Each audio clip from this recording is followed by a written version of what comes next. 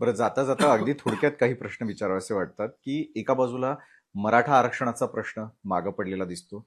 बीडमध्ये असलेलं मस्साजोगचे सरपंच यांचं हत्या प्रकरण समोर येताना दिसतं. मात्र त्याच्या संदर्भात कुठलीही ठोस भूमिका सरकार घेत नसल्याची भावना जनतेमध्ये आहे. खास करून मराठवाड्यातल्या जनतेमध्ये ती आपल्याला पाहायला मिळते.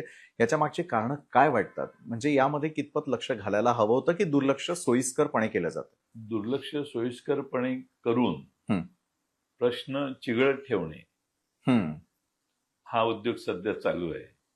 त्यामुळे सत्तारूढ पक्षाचे जे एक आमदार हं. हे पोलिसांच्या आधी बरीचशी माहिती त्या आमदारांच्याकडे येते आणि ते आमदार प्रसारमाध्यमात सांगतात हं. आणि त्यानंतर पोलीस आपले ॲफिडेव्हिट सबमिट करतात. ही फॅक्ट असेल, मी काय त्याबद्दल हे म्हणत नाही की ते चुकीचं बोलतायत किंवा काय. सबमिट करतात.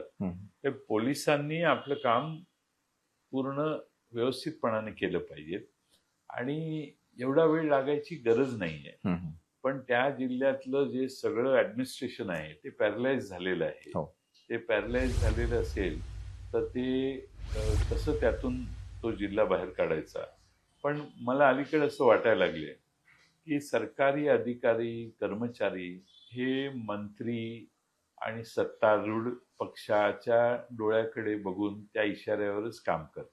त्यामुळे सामान्य माणसापासून न्याय आता जरा दूर गेलेला आहे. सामान्य माणसाला असं वाटतं की या नादाला लागू नये, आपलं काही पोलिसात चालणार नाही, आपलं काही तहसील आणि पंचायत, जिल्हा परिषद किंवा कुठं यंत्रणेत चालणार नाही. हा म्हणजे ही निगेटिव्ह भूमिका लोकांच्या मनात आलेली आहे. हा सरकारी यंत्रणेचा आणि सरकारचा पराभव आहे. लोकांना असं वाटलं पाहिजे की काही झालं तरी मी गेलो मला न्याय मिळेल.